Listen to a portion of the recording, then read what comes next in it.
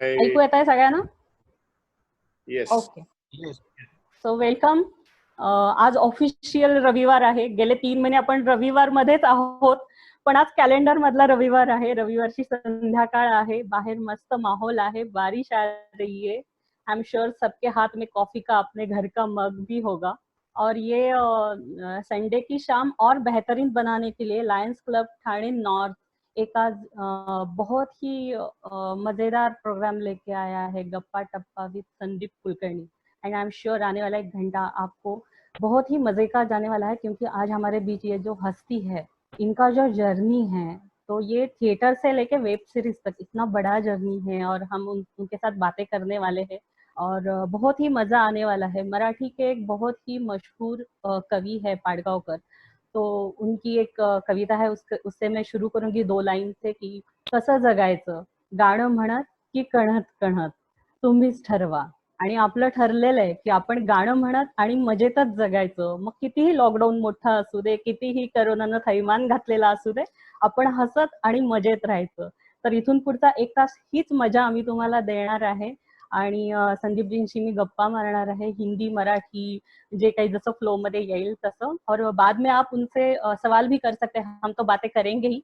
I am sure आपके भी मन में कुछ सवाल आएंगे, आप चैट बॉक्स में लिखेंगे तो संदीप जी बाद में उसका भी जवाब देंगे. संदीप कुलकर्णी जी, फिर से एक बार आपका स्वागत करती हूँ मैं Thane club, Lions club Thane north की तरफ से. बहुत बहुत स्वागत है आपका. और हम शुरुआत करेंगे एक बहुत ही घिसे पिटे सवाल के साथ.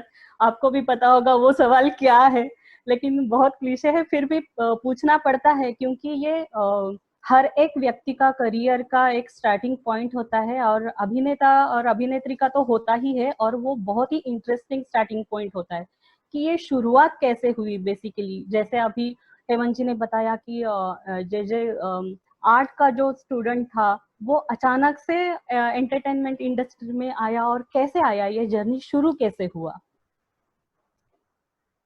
Well, first of all, congratulations for the Lions Club that the work they are doing. I have seen the presentation. बहुत ही अच्छा काम, इसीलिए और मेरे दोस्त इससे जुड़े हुए हैं, तो I'll always love to be a part of this. Basically, see, I have always followed my passion. मैं जहाँ मुझे मेरा दिल चाहा मैं वो करता गया, और वो सीखता गया, उसको मैं अपना व्यवसाय बनाता गया. इसीलिए शायद मुझे बड़ा आनंद आता है मैं जो कर रहा हूँ उसमें. तो मैं तो सबको बोलता हूँ, मैं तो अपने बेटे को भी मैंने कहा कि भैया तू अपना पैशन तू अपना ढूंढ ले और उसको अपना व्यवसाय बना ले, तो लाइफ में सुखी रहेगा. तो ये मैंने किया है. मैंने शुरू में मुझे पेंटिंग चित्रकला का बहुत वो था, तो मैं वो परसीव करता गया. मैंने जे स्कूल ऑफ आर्ट में मुझे एडमिशन मिला. I passed out fine arts with very good distinction. I was one of the brightest students. I was doing exhibitions at that point of time, lot of and I was introduced to world cinema at that point of time. तो cinema जब world cinema introduce हुआ, तो world cinema का जो seminars भी थे, मैंने festivals में जाता रहा, उसमें ये मुझे पता चला, महसूस हुआ कि फिल्म एक ऐसा मीडियम है जो आपको, जैसे आप जापानीज फिल्म देख रहे हो या कोई हंगेरियन फिल्म देख रहे हो, तो आप वहां गए नहीं हो, लेकिन आपको वहां का जीना, वहां का पॉलिटिकल बैकग्राउंड, वहां का सोशल बैकग्राउंड, वहां जिस तरह से वो लोग जीते आ रहे हैं, उनका प्रॉब्लम्स क्या है, वो आपको दिख जाता है, उनकी लाइफ दिख जाती है. तो ये सिनेमा का बड़ा प्रभाव होता है और ये सिनेमा का स्ट्रेंथ है. तो आप बंगाली फिल्म देखते हो, आप कोई भी फिल्म, आप मराठी फिल्म देखते हो, तो मराठी की खुशबू आपको आती है, उसकी मिट्टी की खुशबू आपको आती है. तो ये सिनेमा का सबसे बड़ा स्ट्रेंथ होता है कि आप जुड़ जाते हो, उनकी लाइफ से जुड़ जाते हो, कनेक्ट करते हो. तो तब मुझे समझ में आया कि ये जो है, ये बहुत ही इंटरैक्टिव मीडियम है, जहाँ पे सिर्फ मैं अकेला नहीं, वहाँ पे एक टेक्नीशियंस होते हैं, फोटोग्राफर्स होते हैं, सिनेमाटोग्राफर्स होते हैं, एक्टर्स होते हैं, एडिटर होते हैं. तो ये सब मिलके एक कलाकृति बनाते हैं फिल्म में, और ये ग्रो होती है. मतलब जो स्क्रिप्ट पे आप जो फिल्म देखते हो, जो लिखी होती है, उसके बाद जैसे वो शूट होती है, एक्टर्स आते हैं, एक्टर्स अपना लाइफ वहां लेके आते हैं, अपना एक्सपीरियंस लेके आते हैं, उसके बाद एडिटर उसको बैठ के एडिट करता है, फिर उसके बाद बैकग्राउंड आता है, तो every artist adds to the film and the film grows, and finally there is a sort of an experience which, you know, connects to the audience or take the audience to another level, जहाँ पे तो film मतलब जहाँ पे वो connect होती है, जहाँ पे आपको एहसास होता है, जहाँ पे आपको एक अलग लेवल पे लेके जाती है, तो आपको फिल्म बहुत अच्छी लगती है और आपको याद भी रहती है। तो मैंने कोशिश की है कि मैं थोड़ा सा उसी फिल्मों से एसोसिएटेड रहूं जहाँ पे लोग याद रखें, उन फिल्मों को याद रखें, उन काम को याद रखें। तो जो भी मतलब हमने मतलब मेरी थिएटर के बाद जो पहली फिल्म मैंने की मम्मो श्याम बेनेगल जी के साथ, तो मैं थिएटर दुबे जी के साथ, सत्यदेव दुबे के साथ, दुबे जी के साथ करता था। तो हिंदी, मराठी और इंग्लिश तीनों लैंग्वेज में हमने काफी थिएटर किया। वो काफी प्लेज, नसीरुद्दीन शाह, तभी अमरीश पुरी थे, वो भी थिएटर में काम करते थे बीच बीच में जब भी मौका मिलता था। तो ये सारी एक्टर्स के साथ मुझे मौका भी मिला काम करने का, उनका एक्सपीरियंस भी मुझे बहुत फायदा हुआ उसका।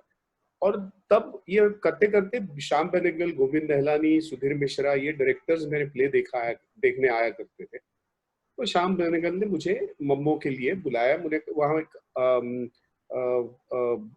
एक इमिग्रेशन ऑफिसर का एक रोल था, जो एक महाराष्ट्रियन है, जो फरीदा जलाल उसमें जो मेन प्रोटोगनिस्ट हैं, उनका वीजा एक्सपायर होता रहता है, वो आके, वो पाकिस्तानी है और यहाँ बहन के साथ रहने आई है। अब वो जैसे वीजा एक्सपायर होता है तो उनको वापस जाना पड़ता है, उनको जाना नहीं है, उनको बहन के साथ रहना है। तो she tries to come out with different ways to extend her visa, and this man is trying to help her, but एक पॉइंट के बाद you can not, because you are a government servant. तो ऐसा एक बहुत अच्छा relation वाला एक ट्रैक था। और वो उस फिल्म को अगेन नेशनल अवार्ड भी मिला। उस film that was a very meaningful film written by Khalid Mohammed at that point of time. And मेरे ख्याल से फरीदा जलाल की सबसे एक अच्छा रोल वाली वो आखिरी फिल्म थी। तो that was a very important film for the film industry, the film faculty also. तो ऐसा ये जर्नी रहा है। और वहां से इनफैक्ट जब मैं मम्मो करता था तब श्याम बेनेगल जी ने मुझे फिल्म एक्टिंग सिखाया। मतलब मुझे याद है एक किस्सा था, पहला ही सीन, मतलब मैं फरीदा जी के साथ मेरा सीन था, मैं बैठा था, हमने सारी लाइनें याद कर ली।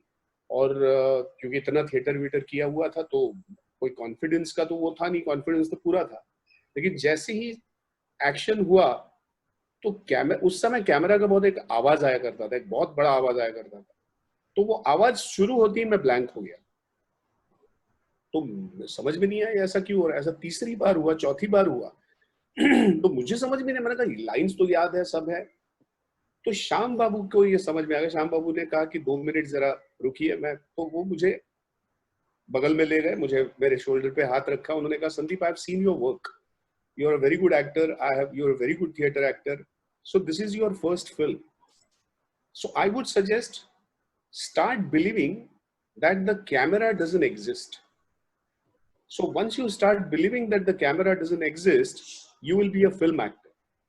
So it is such a simple thing that he told me, but वो इतना बड़ा मंत्र था जो मुझे सारा मेरे करियर के लिए just changed my whole perspective of ये.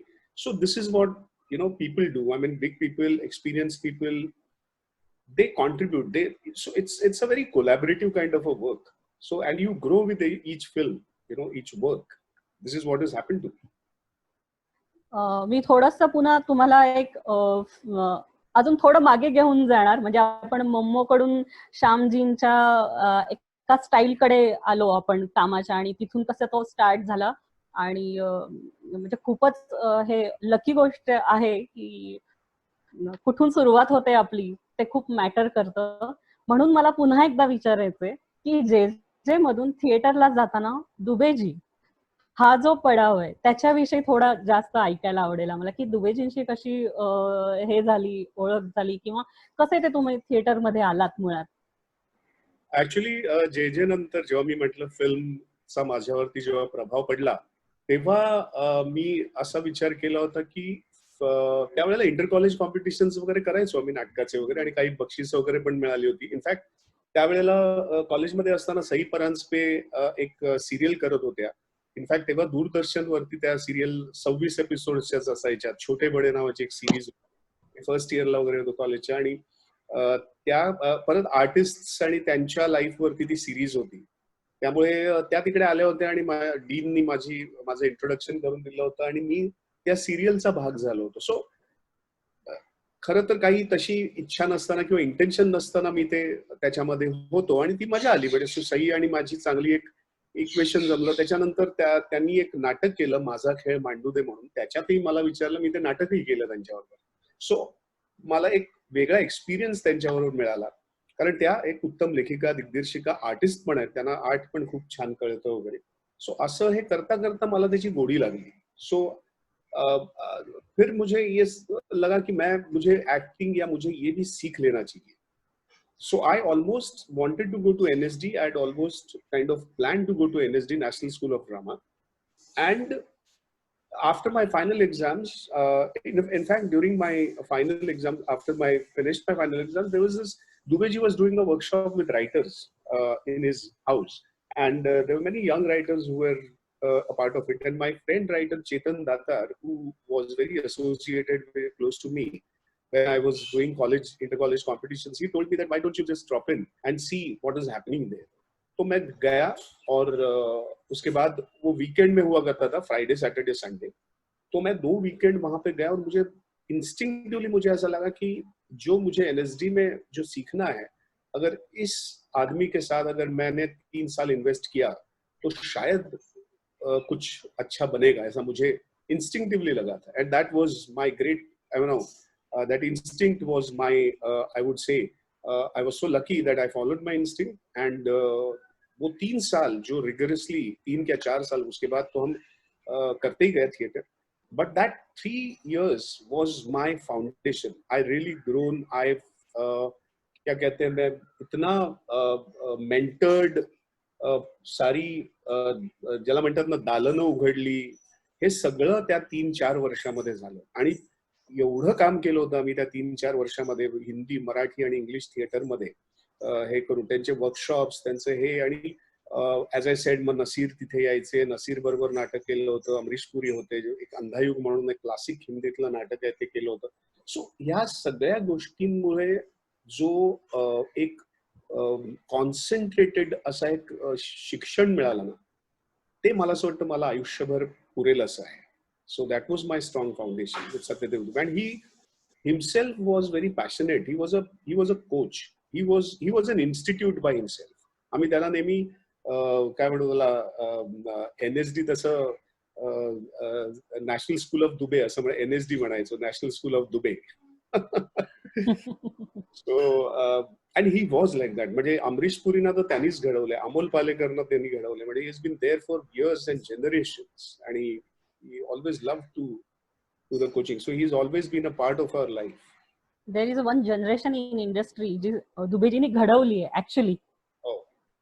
तर या दरम्यानचा एखादा किस्सा, थोडा फनी म्हणू आपण किंवा थोडा हे या सुरुवातीच्या काळामधला असा काही आठवतोय का एखादा?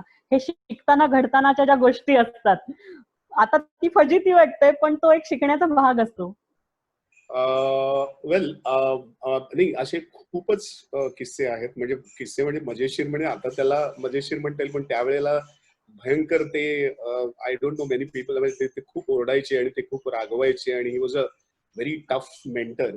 आणि इनफॅक्ट त्या ह्याच्यामध्ये जो सर्वाइव्ह होईल तोच पुढे शिकेल असं म्हणतो ना, की असं सोनं जेव्हा तापून आणि सलाखूनच बाय, तसंच आहे ते त्यांच्याबरोबर. असे ते मेंटर्स त्यावेळी तसेच होते सगळे. पण त्यांनी मला एक उत्तम असा एक इन्साइट दिला होता. कारण मी जे स्कूल ऑफ आर्ट मधनं बाहेर आलो होतो आणि मी थिएटर करायला लागलो होतो. आणि 5 वर्षाचं जे स्कूल ऑफ आर्टचं जे डिसिप्लिन होतं ते असं होतं की ते रायटर सारखं होतं, की painter is somebody who is, त्याची सगळी जे थॉट प्रोसेस असते ती डोक्यामध्ये आतमध्ये असते. सो त्याच्या डोक्यात किंवा रायटरच्या डोक्यात काय चाललंय हे चेहऱ्यावरती किंवा बाहेर दिसत नसतं. ते त्याच्यात जग असते, की नो इट्स कम्प्लिटली इनसाइड. तो व्हॉट एव्हर तो ऑब्झर्व करतोय, तो हे करतोय. सो ही आणि ऍक्टरची जी प्रोसेस असते कम्प्लीट उलटी आहे. Actor has from, it's a journey from inside to outside. writers and painters are from outside to inside. It's a reverse journey, if you can understand. तर हे मला माहिती नव्हतं. म्हणजे when I started with दुबेजी, आणि दुबेजी जेव्हा काही वर्कशॉप घ्यायचे, शिकवायचे, आणि मध्ये मध्ये त्यांचं एक हे असतं ना, लक्ष द्यायचं की समझ में आ रहा है. तर म्हणलं हो समझ में आ रहा है. अब तो लेकिन दिखता नहीं है तुम्हारे चेहरे पे, समझ में आ रहा है. तर म्हणायचं हाँ मुझे समझ में आ रहा है. असं 4-5 वेळा झालं, आणि नंतर ते एकदा ते चिडले. ते म्हणाले अरे तुला काय, म्हणजे तुला कळतंय नाही कळतंय, किंवा हे काही कळतच नाही तुझ्या ह्याच्यावर. म्हणलं मला कळतंय, म्हणजे मला असेल तर मी प्रश्न विचारेन वगैरे, असं आमचं चालू होतं. आणि we had a little heated kind of a conversation. आणि म्हटलं हे का माझ्या मागे लागले उगीचच. आणि सडनली एक 2 आठवड्यानंतर त्यांच्या काय प्रकाश पडला, त्यांनी मला फोन केला, म्हणाला संदीप आ जाओ, मुझे तेरा प्रॉब्लम समझ में आ गया. तो बोला संदीप तू पेंटर है, तेरा 5 साल 6 साल का डिसिप्लिन है कि it's all happens in your head, because this is what your discipline has been. And whereas for an actor, the discipline has to be from inside to outside. It has to be seen, whatever is happening in your, system or your mind, in your emotions. हे clear जेव्हा झालं, तेव्हा मला लख कळलं की, आणि मला ह्याचा दोन्ही फायदा झाला. सो ऍज अ पेंटर मला एक काय म्हणतात त्याला, इनसाइड जाण्यासाठी तर डिसिप्लिन होतीच, पण बाहेर येण्यासाठी as an actor, he only gave me that tool, and he only gave me that insight, ज्याच्यामुळे मला ते इतकं क्लिअर झालं की सो जसं श्याम बेनेगलांनी मला एक छोटं हे दिलं, तसं ह्यांनी एक इनसाइट दिली, ज्याच्यामुळे completely my whole life and my career kind of happened because of that. And now back to film वाले डेज. आपके अगर फिल्मों पे एक नजर डाली जाए तो एक एक हीरा है इसमें, सच में एक अलग टाइप की मूवीज है. तो ये जानबूझकर चॉइस थी आपकी कि ये आते गए और आपने ये मूवीज करते गए आप, ये क्या था इसके पीछे? जैसे एक रात की सुबह नहीं है, मोमो है, मतलब ये सारे जो मूवीज है ना, ये क्लासिक्स है. आजकल हम मतलब ये देख के मूवीज हम सीखते हैं. तो ये कुछ थॉट प्रोसेस था इसके पीछे या? येस, कारण ऑब्व्हियसली म्हणजे थिएटर करतानाच, आता नाटकं करतानाच आम्ही विजय तेंडुलकर म्हणा, किंवा महेश एलकुंचवार म्हणा, किंवा अशा वेगवेगळ्या, म्हणजे त्यावेळेचे म्हणजे मातब्बर लेखक आणि नवीन लेखक चांगले, अशा आम्ही नाटकं केल्यामुळे ऑब्व्हियसली माझी, म्हणजे श्वासच्या आधी मी खूप हिंदी फिल्म्स केल्या किंवा हिंदी टेलिव्हिजन केल्या. म्हणजे मम्मो नंतर 1084 की माँ, जी गोविंद एलानींची फिल्म होती, जया बादुरी आणि अनुपम खेर वगैरे होते. महाश्वेता देवींच्या कादंबरीवर होती ती फिल्म. 1084 की माँ म्हणून सुधीर मिश्रांची फिल्म होती. इस रात की सुबह नहीं म्हणून, it was a thriller, proper thriller, but again so हे सगळे चांगले directors, they had seen my work, म्हणजे माझं काम त्यांनी थिएटरमध्ये पाहिलं होतं. तो उसके कारण क्या था कि वो जब, मतलब automatically I got those work, and I would say it was the hard work of the 3 years 4 years which I've done, so that had paid.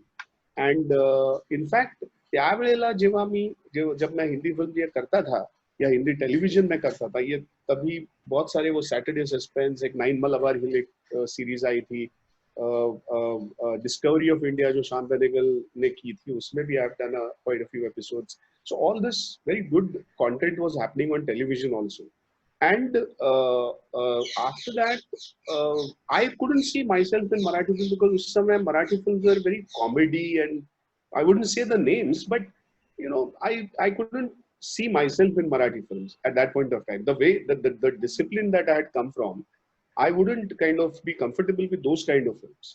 So मला वाटलं नव्हतं की मराठी फिल्म मध्ये मला कधी काही होईल किंवा काही करायला मिळेल, काही योग येईल. आणि सडनली हा श्वास नावाची फिल्म, म्हणजे त्याची स्क्रिप्ट आणि त्याचा डायरेक्टर माझ्याकडे आला, आणि तो म्हणाला की अशी अशी फिल्म आहे आणि ह्याच्यामध्ये असं असं आहे, पण तुला ह्याच्यात ऍक्टर म्हणून खूप काम करायला लागेल. Because I was very young when I was doing, it was 2004, and the role was of a oncologist who is a very successful oncologist, जो who has a word, who has an authority in oncology, who could kind of I mean his word is the last word in that area. असा तो surgeon आहे. So it's not a new surgeon or a young surgeon किंवा an apprentice किंवा असं वगैरे. It's a surgeon who has already made his credibility in the medical world. असा तो माणूस आहे. त्यामुळे ते सगळं आणावं लागेल असं ते होतं. सो ऑब्व्हियसली स्क्रिप्ट वाचल्यानंतर, सेशन झाल्यानंतर, ही जी गोष्ट होती ज्यांची, शैलेश पुणतांबेकर म्हणून पुण्याचे ऑन्कोलॉजिस्ट आहेत, ज्यांच्या आयुष्यात ही घडलेली होती व्हेन ही वॉज यंग, तर त्यांना मी जाऊन भेटायचो, मी त्यांच्या क्लिनिकमध्ये बसायचो, मी त्यांचे ऑपरेशन्स अटेंड केले. So all this was done because to get, see, काय असतं for an actor now, we would say that it is all recreation of life. It sound so simple but it's not so easy, because तुमच्याकडे skills असतात, techniques असतात, पण त्याच्यानंतर काही Rolls असे असतात जे तुम्हाला नुसतं स्किल्स आणि टेक्निक्स वरती नाही अवलंबून राहत आहे. तुमचं एक पर्स्पेक्टिव्ह लागतं, तुमचं एक आकलन लागतं, आणि then you have to recreate it on screen. So this I think may be I could do at in Shwaas. आणि त्याच्यामुळे ती फिल्म, आणि त्या फिल्मला नॅशनल अवॉर्ड मिळालं. आफ्टर इयर्स इट गॉट किधर जाओ पार्टिसिपेशन में जाओ, Golden Peacock Award, and it was the entry for the Oscars, officially for the Oscars. So सगळं घडलं बिकॉज त्याची डिसिप्लिन, त्याचं जे त्याच्या सगळ्यांचा अप्रोच होता, तो एक कम्प्लीट एक ग्लोबल फिल्मकडे अप्रोच कसा असतो तसा होता. It was not approach like a Marathi film.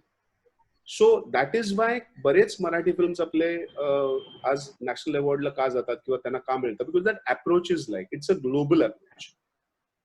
आणि जसं मी आधी म्हटलं होतं तसं आपल्याला जसे जॅपनीज फिल्म्स आवडतात किंवा इटालियन फिल्म्स आवडतात किंवा हे का आवडतात की आज वेब सिरीज सुद्धा कितीतरी वेब सिरीज आहेत जे वेगवेगळ्या भाषेमधले आहेत, फ्रेंच भाषेमधले आहेत, पण त्याचं इंग्लिश सबटायटल्स मध्ये you like to see it, तर याचं कारण एकच आहे, कारण त्याचा अप्रोच ग्लोबल आहे, त्याचं म्हणणं ग्लोबल असतं. त्यामुळे इवन रिजनल सब्जेक्ट सुद्धा ग्लोबल होऊ शकतो. That is the strength of any film, and which happened to some of my films. असा कुठला मग सिनेमा आहे ज्यानं तुम्हाला खूप इम्प्रेस केलं, आणि ग्लोबल याच्यावर बोलते आहे मी, फॉरेन सिनेमामध्ये असा कुठला सिनेमा आहे ज्यानं म्हणजे आपण भारावून जातो ना, ऐसी कौन सी मूवी थी वो? वेल, मला अशा खूप फिल्म्स आहेत, पण देयर इज म्हणजे डेव्हिड फिंचर म्हणून एक डिरेक्टर आहे, त्याच्या फाईट क्लब नावाची फिल्म आहे, ती मला भयंकर आवडते. आणि इट इज व्हेरी डिफिकल्ट. म्हणजे त्यावेळेला एडवर्ड नॉर्टन आणि मला वाटतं ब्रॅड पिट त्याच्यामध्ये, अमेझिंग फिल्म. म्हणजे इट्स किंवा Godfather 1 and 2 is something which काय aspiration of every actor to do those kind of roles. किंवा इनफॅक्ट आपल्या सत्यजित रेंनी पण त्यावेळेला ज्या फिल्म्स केल्या होत्या, पथेर पांचाली म्हणा, किंवा Pather Panchali was, but as a film, म्हणजे it's a film which our country will be proud of for rest of many years. म्हणजे it will always be talked about. जेव्हा जेव्हा फिल्म, इंडियन फिल्मचं इंटरनॅशनल याचा निघेल, तेव्हा Pather Panchali will be almost on the first 10 films. अशी ती film आहे. सो सत्यजित रे असते तर त्यांच्यावर मला काम करायला, म्हणजे इट वॉज माय ऍस्पिरेशन पुढे असे त्यांच्याबरोबर काम करणं वगैरे. So these are few things that I would have love to do. मगाशी तुम्ही म्हणालात तसं की जेव्हा तुम्ही काम करायला सुरुवात केली याच्यामध्ये, दॅट टाइम मराठी इंडस्ट्रीमध्ये इतके त्या टाईपचे, म्हणजे जसे तुमच्या लाइकिंगचे आणि असे सिनेमे होत नव्हते. आणि देन श्वास केम, तर देर आहे दुरुस्त आहे असं झालं त्या श्वासच्या बाबतीत. तो ते थोडीशी आयरनी आहे. म्हणजे मी नेहमी म्हणतो की आपले उलट जे सगळे आधीचे मास्टर्स होते, व्ही शांताराम किंवा राजा परांजपे, आणि ह्या लोकांनी जेव्हा त्या फिल्म्स केल्या होत्या, त्या ऑलरेडी ग्लोबल होत्या. म्हणजे if you steel C those films, तुम्ही पिंजरा बघा, तुम्ही व्ही शांतारामांचे फिल्म्स का दो आंखें बारा हात वगैरे, so they had a very global subject to हे. म्हणजे त्यावेळेला त्यांच्या फिल्म्स हिंदीमध्ये पण बनल्या जायच्या, म्हणजे त्या स्वतः पण करायचे किंवा काही फिल्म्स हिंदीमध्ये त्याच्या राईट्स घेऊन बनल्या गेल्या. So it had a global appeal.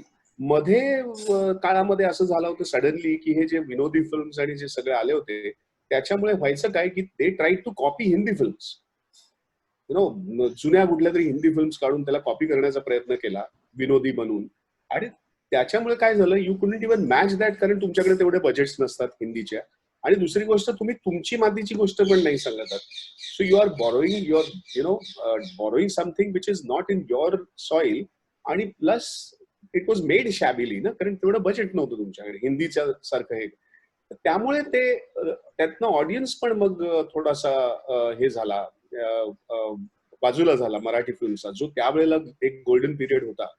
So I think मग श्वासमध्ये परत तो एक पिरियड आला, आणि श्वास, मग डोंबिवली फास्ट जेव्हा आम्ही केलं तेव्हा Dombivli fast was a very conscious effort to do a film after Shwaas. कारण निशिकांत कामतची पण पहिली फिल्म होती, निशिकांतनी काहीच केलेलं नव्हतं आधी, पण त्याच्याकडे जी गोष्ट होती त्याच्यामध्ये मला दिसत होतं की त्याच्यामध्ये काय स्ट्रेंथ आहे किंवा काय होणार आहे त्याचं. पण इट वॉज व्हेरी डिफिकल्ट. त्यावेळेला आम्हाला 1.5 वर्ष लागला प्रोड्युसर त्या फिल्मला मिळायला, कारण ती इतकी ऍडव्हेंचरस आणि वेगळी फिल्म होती की it was not easy to any producer to get convince to make this kind of film.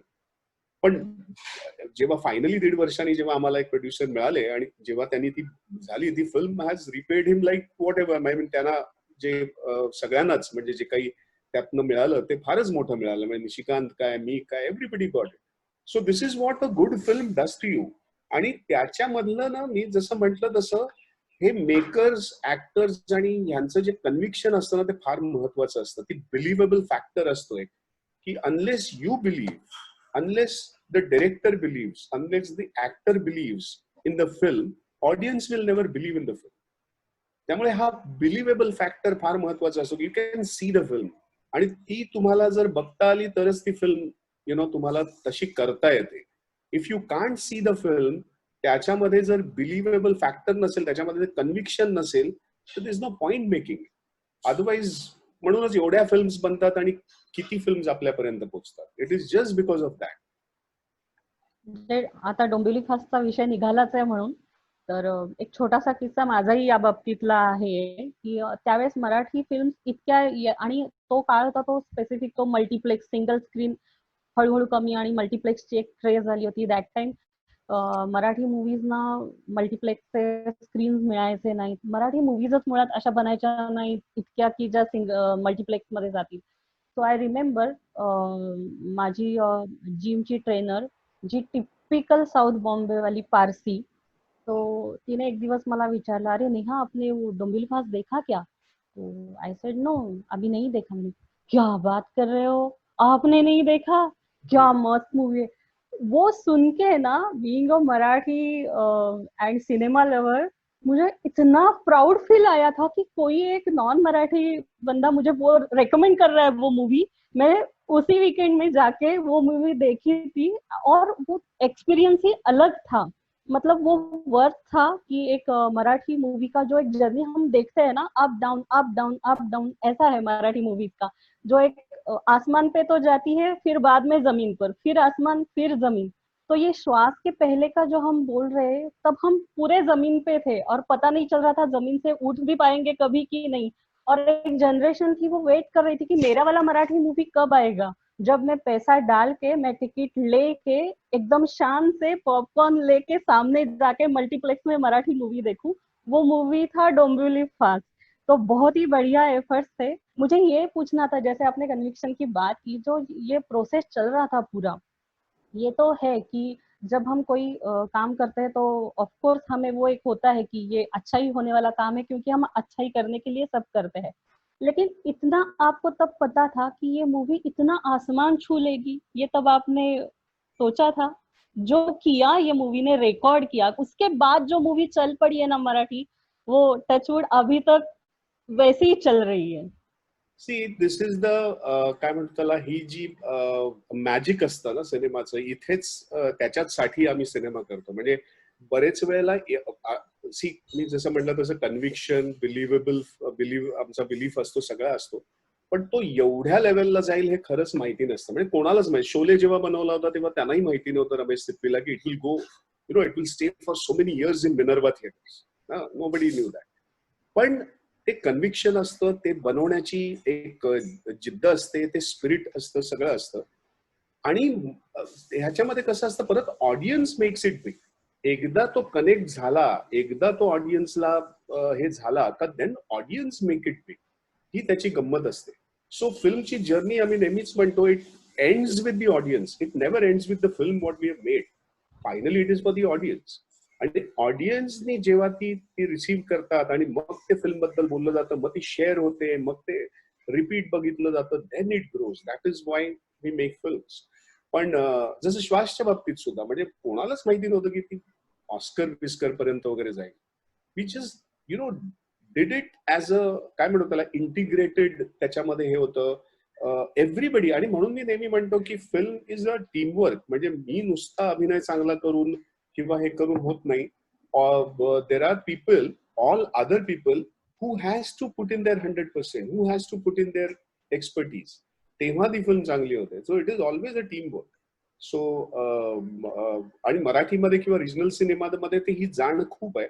बॉलिवूडमध्ये आत्ता यायला लागली आहे की की content is the main thing. नाहीतर it is always a star driven industry.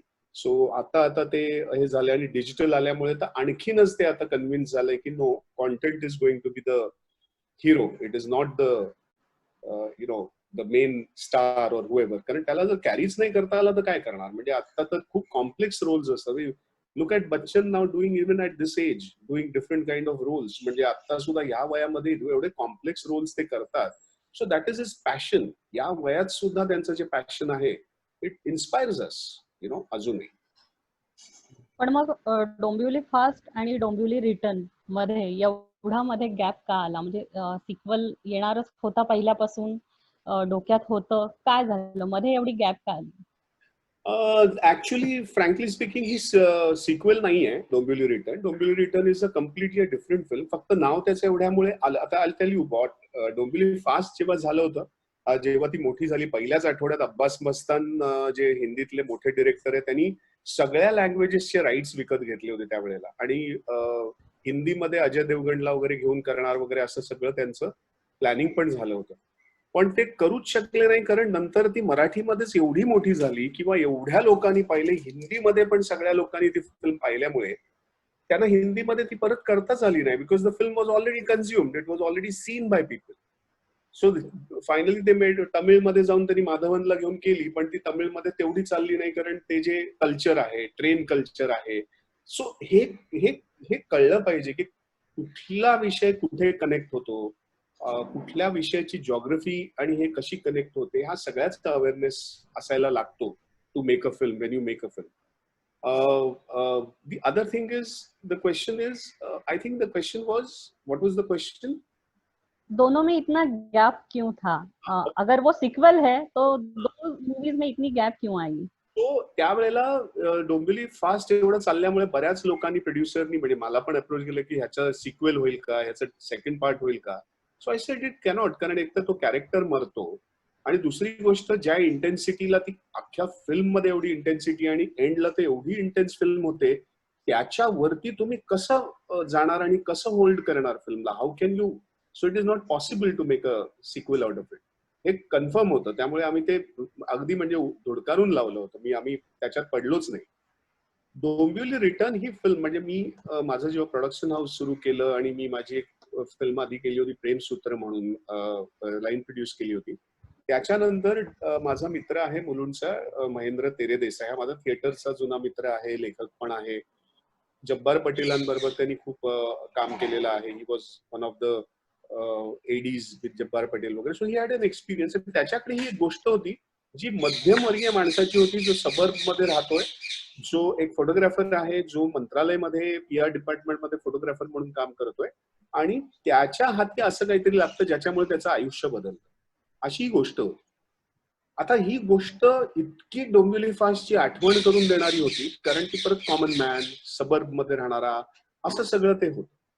आणि दुसरी गोष्ट असं होती, ही कम्प्लीट गोष्टच रिव्हर्स आहे. म्हणजे डोंबिवली फास्ट हा एक आउटबर्स्ट आहे. म्हणजे it is an outer journey, where Dombivli return is an inner journey. It is a very psychological journey. म्हणून मग डोंबिवली रिटर्न असं आम्ही त्याचं नाव ठेवलं. त्या कॅरेक्टरला डोंबिवलीमध्ये सेट केला, सबर्ब, आणि एक ब्रँड रिकॉल परत येईल म्हणून आम्ही ते नाव, आणि which was apt for the film. त्यामुळे तसं ते झालं. त्यामुळे ते ठरवून असं नाही झालं की आता डोंबिवली फास्टचं सिक्वेल करायचंय वगैरे. ती गोष्ट तशी आली आणि मग एव्हरीथिंग गॉट इन प्लेस, असं ते झालं. आता आपण कॅरेक्टर्स बद्दल बोलतोच आहोत, तर जेव्हा डेली सोप्सची एक क्रेज होती, म्हणजे एकता कपूरनं ऑलरेडी सास भी कभी बहू थी आणि कहाणी घर घर की वगैरे हे प्लेयर्स होते तिचे, जे धुआंधार बॅटिंग करायचे रोज रात्री येऊन, की काहीही दाखवू दे पण त्यांना डेडिकेटेड एक प्रेक्षक होता. मराठीमध्ये अशा डेलीज तेव्हा नव्हत्या. मराठीमध्ये अजूनही थोडा कंटेंट आणि डेलीचं एक गणित आणि सायकोलॉजी सगळंच वेगळं असतं. म्हणजे तिथे तुम्हाला रोजची भाजी कापलेली सुद्धा दाखवावी लागते. म्हणजे गोष्ट असायलाच पाहिजे प्रत्येक एपिसोडमध्ये, असा काही बंधन नसतं. मराठीमध्ये ते अजून यायचं होतं आणि ही सुरुवात स्मिताजींच्या अवंतिकानं केली. म्हणजे अवंतिका ही पहिली अशी डेली सोप होती की जी वेड्यासारखी बघितली लोकांनी. आणि मला अजून आठवतंय, जेव्हा मी पहिल्यांदा बघितलं तुम्हाला तेव्हा स्क्रीनवर, तेव्हा म्हटलं अरे बापरे, का बरं ग्रे शेड मधला हिरो यांना करावासा वाटला असेल. एक इमेज होती डोक्यात आणि शी यार असं वाटतं ना बघून. पण नफरत में भी प्यार होता है ना, वो नफरत कब प्यार में बदल गई वो कैरेक्टर के पता नहीं चला. वो इतना पॉपुलर हो गया कैरेक्टर अवंतिका का. मतलब अभी भी जो भी अवंतिका की टीम है वो सब तब जब शुरू किया आप और मृणाल, तब बहुत ही पॉपुलर फेसेस थे वो सीरियल के. लेकिन सारा कास्ट अभी कहाँ का कहाँ पहुंच गया. अवंतिका तो एक माइलस्टोन बन गया. तो अवंतिका के टाइम की कुछ यादें हैं, स्मिता जी के साथ की कुछ यादें हैं, तो हमें अच्छा लगेगा. हो, म्हणजे इनफॅक्ट तेव्हा सुद्धा तेच श्वास व्हायचा होता तेव्हा. आणि माझ्या हिंदी फिल्म्स वगैरे सगळ्या झाल्या होत्या. आणि संजय सुरकर हा माझा जुना परत मित्र होता. जेव्हा तो नागपूरहून आला होता इथे फिल्म करायला, तेव्हापासून मी त्याला ओळखत होतो. आणि आमचा एक असा हे होता की चांगलं काही आलं तर एकत्र काम करायचंय वगैरे. आणि जेव्हा त्याला ही गोष्ट आली, आठवली, सुचली किंवा स्मिताताईनं आलं, तेव्हा ऑब्व्हियसली त्यांनी मला बोलवलं. आणि कारण परत कसं होतं की त्याच्यामध्ये तो जो नवऱ्याचा रोल होता तो, as you said, it was a grey shade. आणि ग्रे शेड असेल ना तर ऍक्टर लागतो. इट इज व्हेरी, कारण तो सस्टेन करायला लागतो ती गोष्ट. कारण तुम्हाला ती हा माणूस काय करेल, ह्या माणसाचं काय होईल, हा माणूस असा तो एक सतत उत्कंठा त्या कॅरेक्टरची किंवा त्याची बिल्डअप करेल. आणि त्याला चांगला ऍक्टर लागतो ऑलवेज. म्हणजे इफ यू सी इव्हन कितीतरी, म्हणजे बच्चननी वगैरे सुद्धा केवढे ग्रे शेड्स त्यावेळेला रोल्स केलेले आहेत. याचं कारण एकच असतं की त्याच्यामध्ये स्केल मिळते करायला फॉर अन ऍक्टर. आणि actor always would love to do those kind of roles. आणि तसंच ते झालं. आणि ऍज आय सेड, मी नेहमी म्हणजे डेली सोप नंतरही फार केलं नाही, पण त्यावेळेला तसंच झालं. एक तर स्मिता तळवळकरांचं प्रोडक्शन, गोष्ट छान, Sanjay Surkar as a director, cast if you see, Deepa Lagoo, Mrinal आहे, श्रेयस तळपदे त्याच्यात होता, सुबोध भावे होता, ऑल दिस. म्हणजे सगळे त्यावेळेला हे सगळे नवीन होते, यंग होते. So ever all good actors. आणि अशी ती सिरीज होती. आणि ऍज आय सेड की हे सगळं असलं ना तर सस्टेन किंवा लोकांना आवडणं हे फार स्वाभाविक असतं. सो ह्या तर काय म्हणतो त्याला, ह्या बेसिक गोष्टी आहेत की ह्या जो गोष्टी असेल तर तुम्हाला करायला मजा येते, लोकांना ती आवडणार आहे, ती सस्टेन होणार आहे, हे माहिती असतं. आणि इट हॅपन. पण अगेन एवढी परत त्याचा एक क्रेज आणि वाईल्ड हे होईल हे माहिती नसतं. पण तीच गंमत असते. म्हणजे तुम्ही काय म्हणता ते करत जाता आणि ती जेव्हा मोठी होते किंवा लोकांपर्यंत काय म्हणतो त्याला त्यांच्या जगण्यातला भाग होतो, तेव्हा इट बिकम्स, असं वाटतं की ओके, तुमच्या कामाचं सार्थक झालं. दॅट्स द होल हे ऑफ इट. आणि म्हणूनच मी टेलिव्हिजन म्हणजे हिंदीमध्ये पण केलं, मराठीमध्ये पण जेवढं केलं ते तेवढं, की स्क्रिप्ट आता गुंतता हृदय हे नंतर मी केलं आफ्टर मेनी इयर्स. त्याच्यामध्ये परत अगेन ती 6 महिने 8 महिन्याचीच सिरीज होती. त्याच्यामध्ये परत गोष्ट बांधलेली होती. कास्ट अगेन हे होती, Satish Rajwade, Shrirang Godbole, so again very good cast. आणि परत ती सिरीज लोकांना खूप आवडली, you know, as a. So या काय म्हणतो त्याला, अनुभवातनं आणि एक्सपिरियन्स मधलं आलेल्या गोष्टी असतात की Wien you select a project, you know Y you select the project. Actor म्हणून आणि आता प्रोड्युसर म्हणून, म्हणजे कॅमेऱ्याच्या पुढे आणि कॅमेऱ्याच्या मागे हे दोन खूप वेगळे रोल आहेत. यातला कुठला रोल तुम्ही जास्त एन्जॉय करता? So well, obviously actor always, कारण काय म्हणतो त्याला वर्षानुवर्ष ते करत आलं. आणि प्लस ऍक्टरला काय असतं, ऍक्टरला एका अर्थाने सगळं तयार असतं. तुम्हाला जाऊन नुसतं तुमचं काम करायचं असतं आणि तुम्हाला ते टीम बरोबर हे राहायचं असतं. But you become a producer, तुम्हाला सगळंच त्याची जबाबदारी येते. म्हणजे त्याच्या कॉन्टेंट पासून मग त्याचं एक्झिक्युशन, मग ती परत मार्केटमध्ये त्याला रिलीज करणं, त्यातनं मॉनिटाईज करणं, हे सगळं चाललं त्याच्यामध्ये. So it's a proper business module. म्हणजे पण ती गंमत पण होती कारण एवढ्या वर्षाचा अनुभव पण होता. ऍक्च्युली प्रोडक्शन हाऊस आणि हे करण्याचं कारण एकच होतं की बरेच वेळेला बऱ्याच फिल्म्स मी नंतर केल्या, त्याच्यामध्ये हे आढळून आलं की कॉन्सेप्ट वाइज किंवा स्क्रिप्ट वाइज खूप चांगलं होतं, इट वॉज बहुत अच्छा था वो. लेकिन उसके बाद ये समझ में आ गया कि जब करते करते जो डायरेक्टर थे या जो भी टेक्नीशियंस थे वो उतने केपेबल नहीं थे, and finally the film didn't happen as the way it was seen or the way it was imagined. So that means दो प्रोड्यूसर जो था उसको वो केपेबिलिटी नहीं थी कि आपको प्रोजेक्ट पे how do you get right people on board. So that is the job of a producer. It is not only putting money, it is not only it is only actually getting right people on board, and he has to see the film. In fact, Hollywood मध्ये, West मध्ये वगैरे producer is the most literate man in cinema, more than even an actor. त्याला script कळते, त्याला technology कळते, त्याला सगळं कळतं, आणि he gets the right people on board, so that is what the producers do. So this is what I've been trying to do. आणि आता आपण एका महत्वाच्या प्रश्नाकडे येतो आहोत की सध्या हे जे चाललेलं आहे बाहेरच्या जगात सगळं कोविड आणि हे जे थैमान चाललेलं आहे, प्रत्येक सेक्टरमध्येच आहे ना थांबून आता विचार करण्याची वेळ आलेली की व्हॉट नेक्स्ट, कसं असेल पुढचं, कसं असेल. जे रुटीन होतं वर्षानुवर्ष, पिढ्यानुपिढी, ते कुठेतरी ब्रेक झालं. म्हणजे entertainment industry for the first time इतकी थांबली, पॉज झाली. आणि आता आपण नव्याने अप्रोच करू. कदाचित हे जे काम सुरू होईल हे इतक्यात सहजी रुटीनला येणारं प्रकरण नाही आहे. It will take time. तर तुम्हाला काय वाटतं, म्हणजे हे कसं असेल, पुढचं फ्युचर कसं असेल, या इंडस्ट्रीचं काम कसं होईल यातून, आणि काय असेल? सी ॲज आय सेड, हे सडनली आल्यामुळे मला वाटतं सगळ्याच इंडस्ट्रीला जो एक सडनली असा धक्का बसलाय तो बसलाच होता. म्हणजे इनफॅक्ट माझी ती सेकंड सीझन सिटी ऑफ ड्रीम्सची जोरात शूट चालू होतं. त्याचं आमचा 1 महिना सव्वा महिना शूट झालं होतं.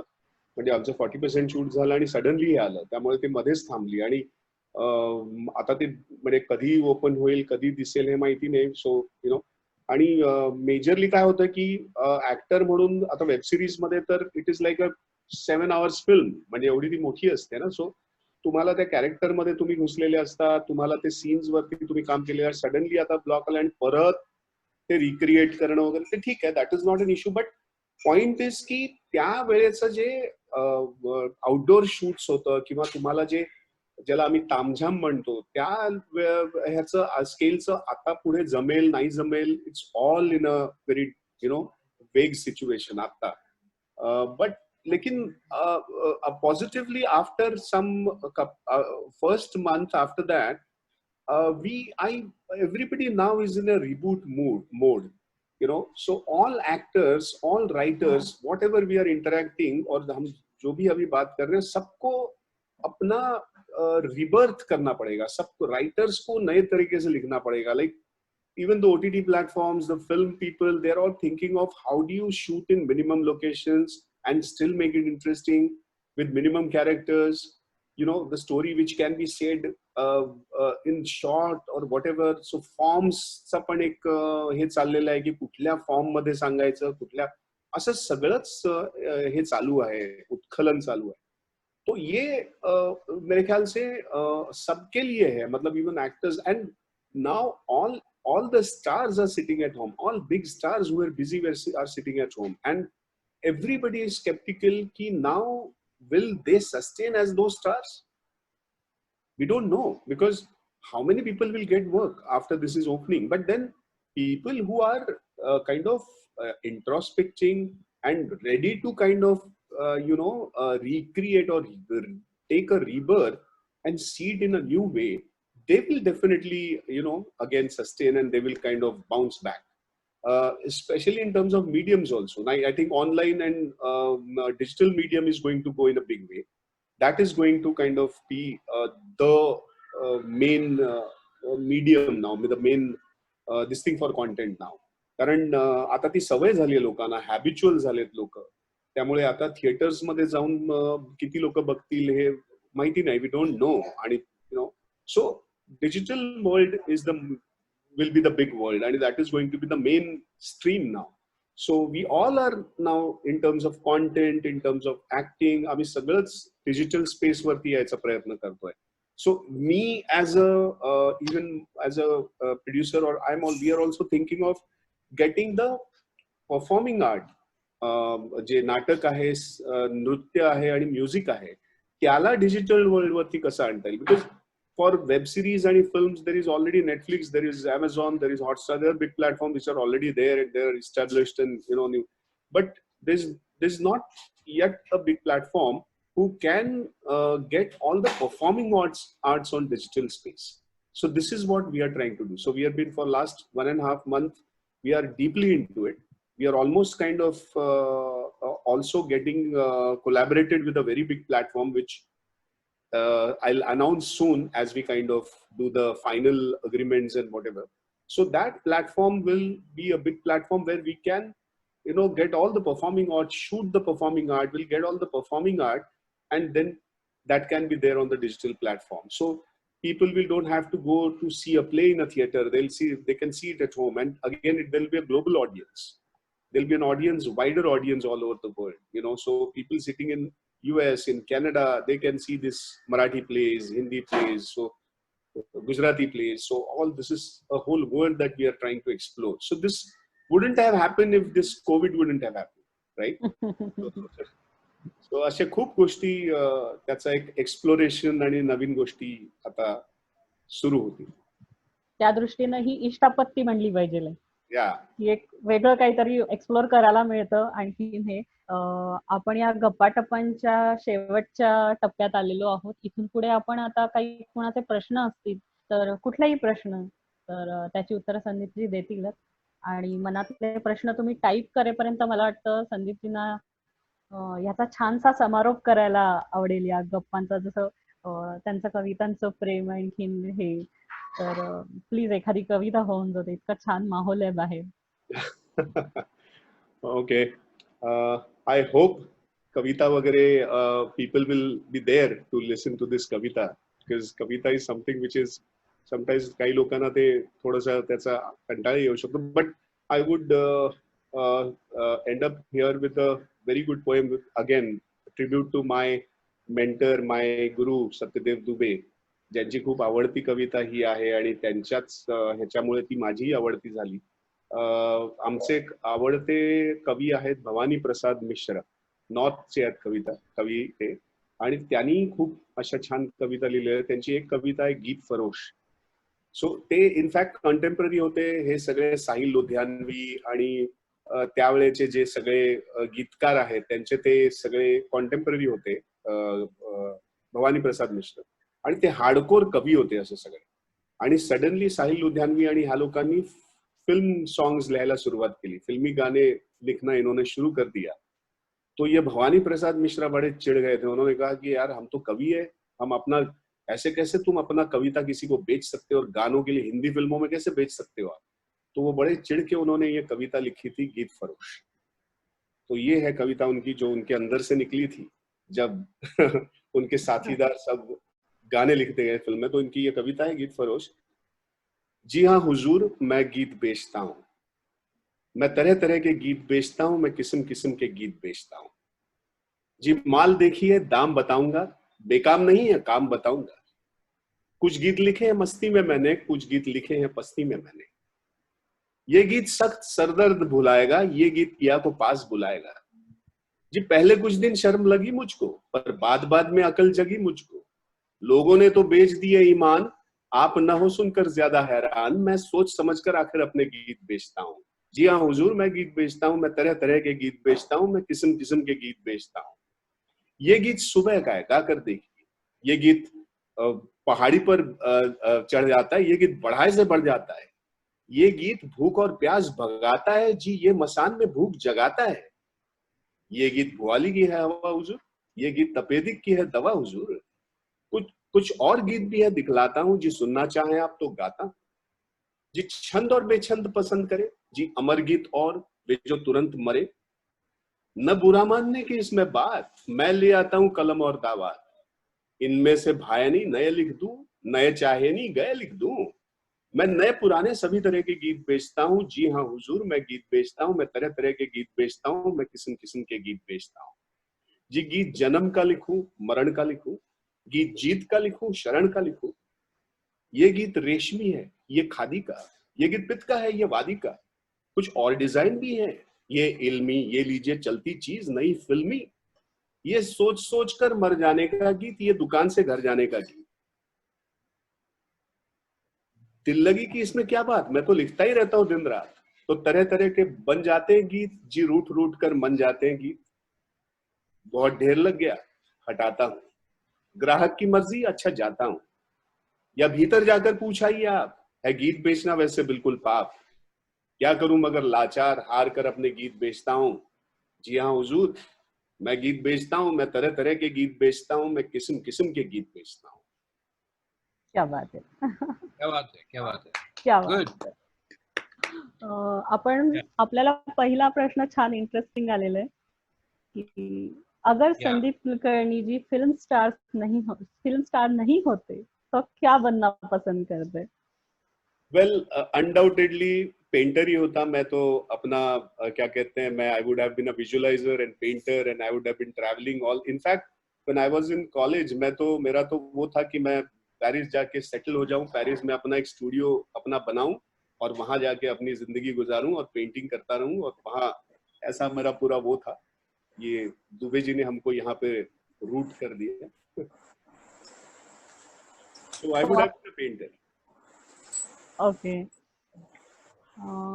ये क्या है?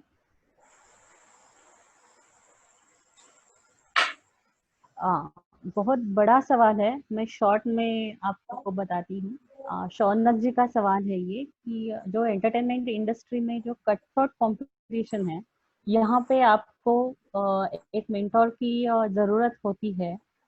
तो how important is mentors role and luck for entry into this industry ruled by sons and daughters of actors and actress? Again वही ज्वलंत इशू है जिसको हम नेपोटिज्म बोलते हैं. तो ये अलग थोड़ा शुगर कोटेड वर्ड्स में उन्होंने पूछा है. As I said, I had shared almost my journey, whatever, but I still believe, and many people who have done, made there in the industry on their work and their merit and their efforts would vouch that you will have a place if you really have that kind of talent, if you are a good hard worker and if you have that integrity. Yes, आपको mentor होता है जो आपको काम दिलाने के लिए नहीं, लेकिन आपको दिशा दिखाता है, या आपका आपकी जो कला है उसको थोड़ा उसको एक और पॉलिश करता है, उसको एक लेवल पे लेके जाता है. तो सही मेंटर ढूंढना भी बहुत जरूरी होता है. और mentor doesn't mean that you have to have a father who is into this industry or an uncle who is in the industry. There are coaches, there are good people who are very good trainer and coaches. You can, and then after that there is all your merits and your way of how do you, क्योंकि याच्यामध्ये सगळ्यात मोठं आहे patience बहुत जरूरी होता है. You have to sustain yourself and that only comes if you really have that kind of passion and perseverance to, conviction, that belief which I said that you will make it and you can make it. That has to be there. अभी जो आपने एक keyword बोला बोलते बोलते कि patience, तो ये जो जनरेशन है अभी की, जो डिजिटल मीडिया में है, जो ये वेब सीरीज के पीछे, मतलब इनमें है ना पेशेंस की सच में कमी है. हम ये ऑब्जर्व करते हैं टीनेज से लेके यंग एज तक का आज का जो जनरेशन है और जो पिछला जनरेशन है जो आज के 40s में है, इनमें पेशेंस थोड़ा ज्यादा है क्योंकि हम एक अलग एरा से आए हैं. तो इस इंडस्ट्री में जैसे आपने बोला कि पेशेंस की जरूरत है. हाँ, बहुत बार होता है कि आपके 2 प्रोजेक्ट के बीच में महीने नहीं साल निकल जाते हैं.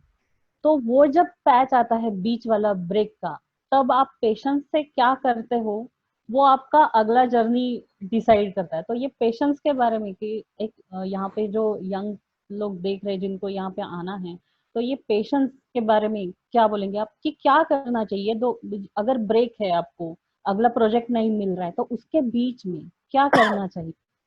जो खैर एज आई सेड आमचा एरा होता तेव्हा they were not digital, there was no digital medium, there was no YouTube, there was only film theater, television was also growing, and then finally there are many channels जो आए. उसके बाद channels और television आने के बाद बहुत सारा scope आ गया और बहुत सारा टैलेंट की रिक्वायरमेंट आ गई और फटाफट लोगों को मतलब सीरीज और काम तो मिलते गए, लेकिन उनको ये नहीं समझ में आया कि आपको अगर एक्टर सस्टेन होना है तो आपको अपने पे भी काम करना पड़ेगा. तो अपने पे जो काम होता है वो अपना अकेले का काम होता है, वो आप कोई सेट पे जाके नहीं करते, वो अपना काम होता है जो आप खाली वक्त में या बीच वाले वक्त में आप अच्छा कोई कंटेंट देखते हो, उसको क्या कहते हैं उसको आत्मसात करते हो, आप पढ़ते हो, बहुत सारे लिटरेचर है, नॉवेल है, आप लोगों से मिलते हो. एज आई सेड कि your life end your absorption plays a huge role in for an artist to come out with his talent, because otherwise I always say na ki there is one script and there can be many actors who can approach the same script in different ways because he comes with his experience, his understanding. So आपका understanding और आपका absorption जब बढ़ेगा, आपका जिसको आकलन शक्ति कहते हैं वो अगर बढ़ेगी तो you will definitely grow. Always there is a growth which will happen inside. This is what I always say. Listen to good music, listen to read different kind of literature. In fact, not only art but read commerce, read science, because that gives you perspectives in life. Rasik यांनी प्रश्न विचारलाय, sir can you please share some of your best paintings.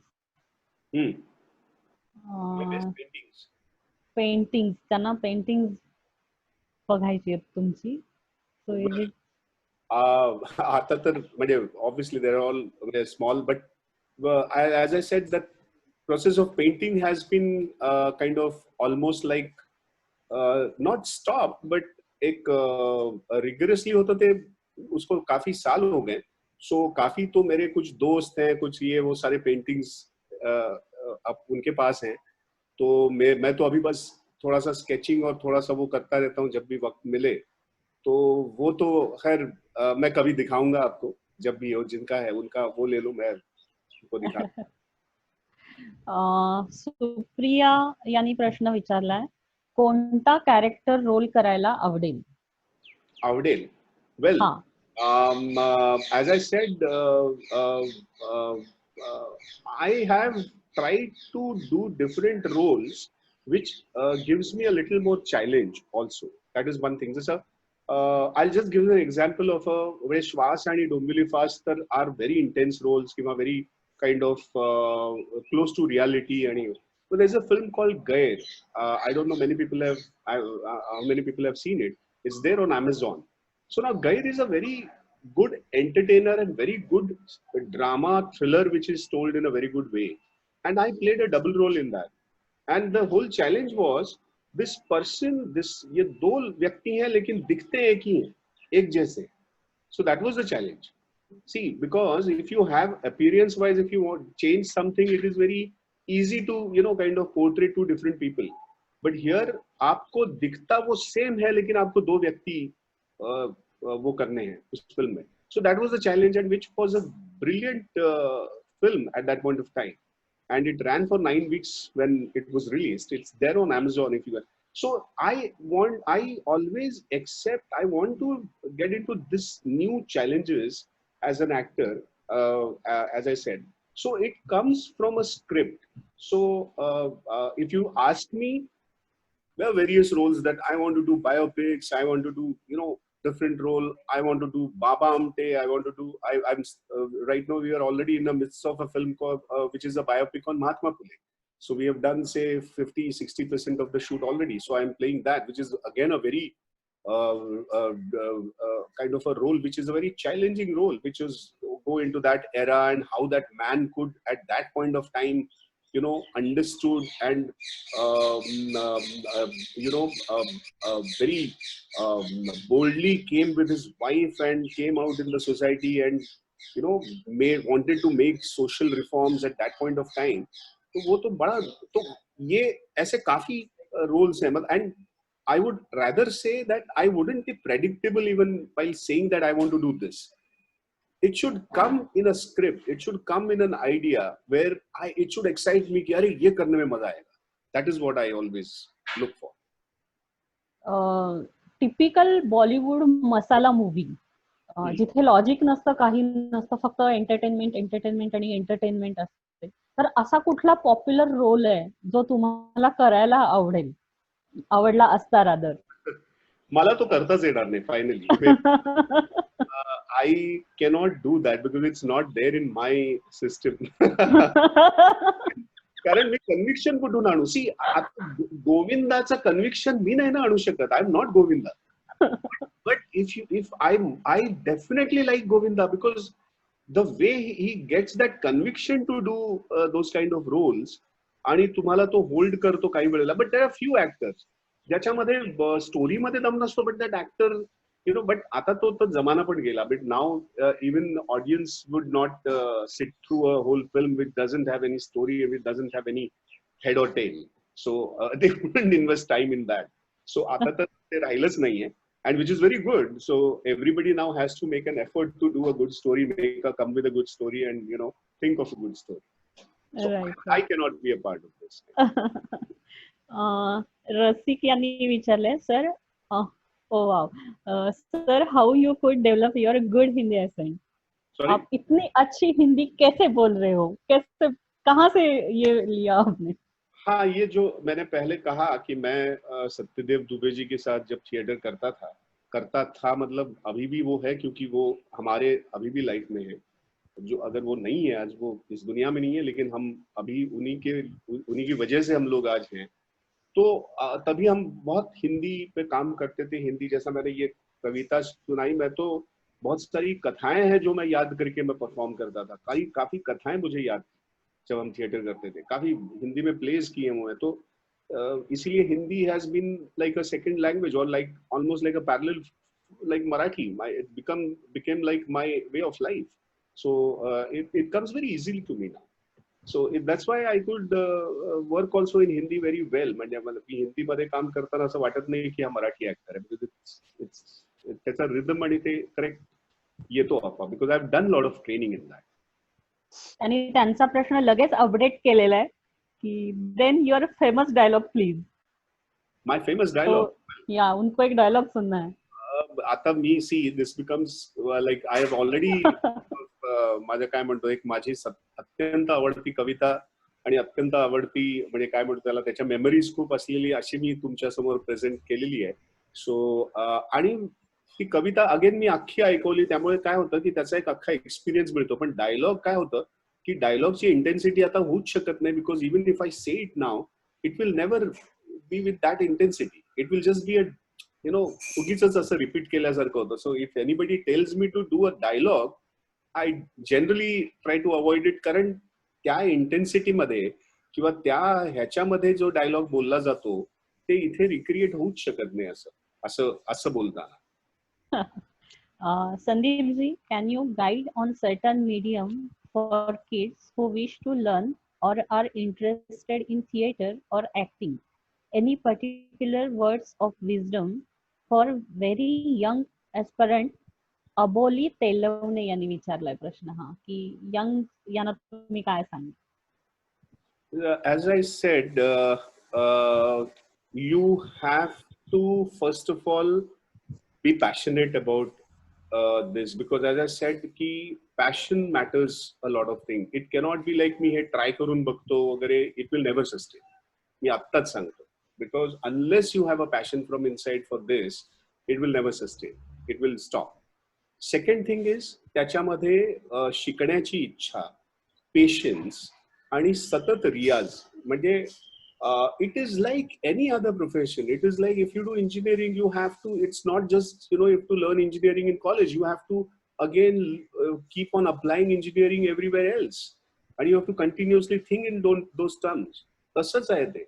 So it is like any other profession. So you have to be consistent in kind of rehearsing, taking it in, mate vachanatna, then if somebody, either you go to a NSD or something like a school, किंवा कोणतरी एक चांगला mentor तुम्हाला मिळाला तर रियाज करणं, theatre करण्यात किंवा थिएटर आम्ही नेहमी म्हणतो की theatre is always a foundation for good actors. म्हणजे आज नवाजुद्दीन सिद्दीकी काय, मनोज बाजपेयी काय किंवा मराठीतले जेवढे आहेत अतुल कुलकर्णी काय, because we all come from theatre.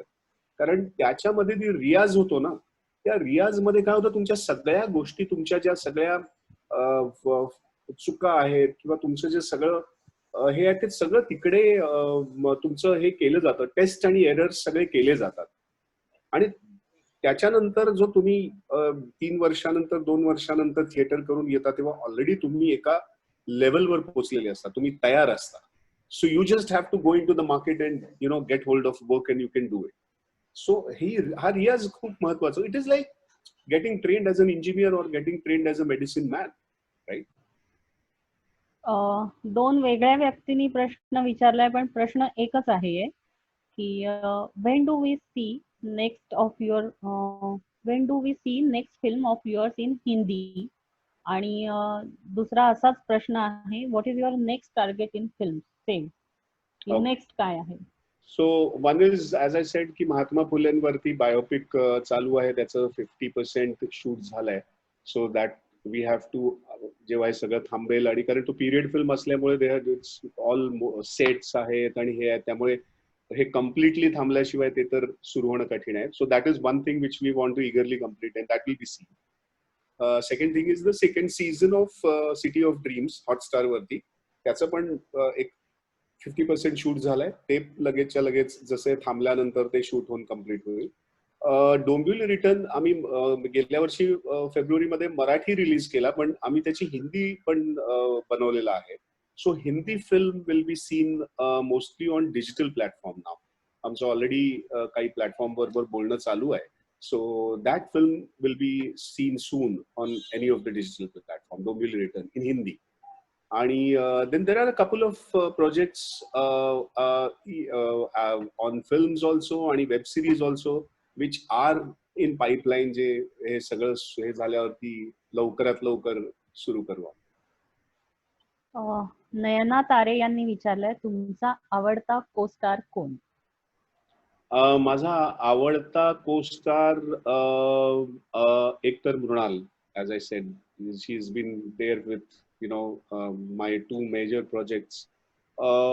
आत्ता राजेश्वरी सचदेव जिने डोंबिवली रिटर्न माझ्याबरोबर केला, she is a brilliant actor. म्हणजे always I wanted to work with her ever since years. आणि ती मराठी आणि हिंदी दोन्ही इतकं उत्तम बोलली आणि इतकं उत्तम काम केलं की you will get to see the film whenever it comes. आणि she is a brilliant co star. म्हणजे आय ऑलवेज से की जर माझं काम चांगलं झालं असेल तर it is always because of the co actor. Because तो को ऍक्टर जर चांगला नसेल किंवा त्या कॉम्पिटंट नसेल तर तुमचं काम पण तेवढं हे होऊ शकत नाही. Then there is I mean there are many other actors who I've worked with. Some of this is सागर तळाशीलकर म्हणून एक ऍक्टर आहे ज्यांनी मला गुंतता हृदयमध्ये आम्ही एकत्र काम केलं. सो वी जे नेहमी म्हणायचे की अरे तुम्ही मित्रच एवढे वाटता, कारण ऑब्व्हियसली वी आर फ्रेंड्स, पण असं नाही की आम्ही खूप असे थिक फ्रेंड्स आहोत. But just because he was a good actor, ते इतकं छान, म्हणजे त्यातला पण तो जो ग्रे शेड आहे, तो त्यातली जी चांगली बाजू आहे ती त्या मित्र तो असल्यामुळे त्याची एक ती लाईफ तुम्हाला दिसते. आणि it looks like oh he has a very fast friends, so there is the truth in life which reflects. असं ते असे खूप असे को ऍक्टर्स आहेत ज्यांच्याबरोबर मी काम केलेलं आहे. आता मी इनफॅक्ट महात्मा फुले मध्ये पण राजश्री देशपांडे म्हणून एक ऍक्ट्रेस आहे जी सेक्रेड गेम्स मध्ये पण आहे, हिंदी मध्ये खूप, मराठीच आहे पण हिंदी मध्ये खूप काम करते. शी इज डुईंग हे महात्मा फुलेंमध्ये आपल्या यांची आपल्या त्यांच्या बायकोचं काम करते, राजश्री देशपांडे. काय त्यांचं नाव आपली हे anyway. So she again is a brilliant actor. म्हणजे फारच अप्रतिम काम करते ती. सो तुम्हाला एक कॉम्प्लिमेंटही आलेली आहे, मगाशी हिंदीची आली होती, आता मराठीची आलेली आहे. आणि त्याच्यानंतर आपण प्रश्नोत्तर घ्यायची बंद करतोय आणि या सेक्शनच्या एंडला येतो आहोत. तर तुमच्या शुद्ध मराठीचे श्रेय कोणाचे, असा Sorry? त्यांनी एक प्रश्न. तुमच्या शुद्ध मराठीचे श्रेय कोणाचे, असा त्यांनी प्रश्न विचारलाय. आणि मला स्वतःला त्यात एक ऍड करावंसं वाटतं, म्हणजे याचं उत्तर द्याल तर तुम्ही तेही द्याल, की एक ऍक्टर म्हणून, म्हणजे इथे आता जे कोणी या क्षेत्रात येऊ इच्छित आहेत त्यांना एक मार्गदर्शनही होईल, की आपल्या जसं गायक रियाज करतो आपल्या आवाजांवर आणि याच्यावर, तसं अभिनेता आणि अभिनेत्रींनी सुद्धा उच्चारांवर एक रियाज असतो त्यांचाही, की ज्या पद्धतीनं ते वाचलं. म्हणजे ती एक टीप छोटी जाता जाता दिली तर. येस. सो मी जसं म्हटलं तसं रियाज, जसं मी म्हटलो थिएटर करणं, जसं मी आता नाटक जेव्हा आता घरी बसल्या बसल्या तर समजा लॉकडाऊन आहे, थिएटर किंवा रिहर्सल्स घडत नाहीयेत, पण आय कॅन ऑलवेज मी एखादी कविता पाठ करून ती म्हणू शकतो, एखादी कथा पाठ करून ती म्हणू शकतो, आणि ती कुठल्याही लँग्वेजमध्ये, ती इंग्लिश, मराठी, हिंदी. सो ऍक्टरसाठी त्याचे शब्द हे फार पॉवरफुल, ते त्याचे टूल्स आहेत. तर त्यामुळे आज जेवढे सगळे चांगले ऍक्टर्स आहेत, मग तुम्ही नसीरुद्दीन शाह घ्या, नवाजुद्दीन घ्या, मनोज बाजपेयी घ्या, अमिताभ बच्चन घ्या, you see all because they have a way of saying dialogues, they have a way of saying their lines, आणि ते जेव्हा बोलतात तेव्हा अर्थ काढून बोलतात. त्यामुळे भाषा शुद्ध विद्ध हा आहेच, म्हणजे तुम्हाला ते शब्द शुद्ध ऐकू आले पाहिजे, पण मुळात अर्थ बाहेर निघतोय का, हा फार महत्वाचा असतो गोष्ट. सो ती जे टेक्स्ट असतं ना, तो अर्थ बाहेर निघणं यायला पाहिजे, तो अर्थ पोचला पाहिजे. तो अर्थ पोचला तर ती भाषाच आवडते, कुठलीही भाषा असो. आपण या गप्पा टप्पांना आता इथे एक अल्पविराम देतो आहोत. अल्पविराम यासाठी की या कुठल्याच प्रवासाचा दी एंड कधी नसतो, पूर्णविराम कधी नसतो. आपण पुन्हा भेटत जात असतो. कभी अलविदा ना कहना. आपण पाडगावकरांच्या कवितेनं सुरुवात केली होती, तर पाडगावकरांच्या कवितेनीच मी सगळ्यांचा निरोप घेईन, संदीपजींचंही. 4 ओळी त्याच कवितेतल्या सांगेन, ज्या आत्ताच्या परिस्थितीला खूप लागू आहेत आणि आपण सगळ्यांनी, मला वाटतं, त्या ओळी जगल्या पाहिजेत. की पायात काटे रुतून बसतात हे अगदी खरं असतं. पायात काटे रुतून बसतात हे अगदी खरं असतं. आणि फुलं फुलून येतात ते काय खरं नसतं. काट्यांसारखं चलायचं की फुलांसारखं फुलायचं, तुम्हीच ठरवा कसं जगायचं. आपण सगळ्यांनी फुलासारखं छान हसतमुख जगायचंय, या परिस्थितीला तोंड द्यायचंय आणि संदीपजींचा येणारा नवा मूवी थिएटरमध्ये जाऊन बघायचंय.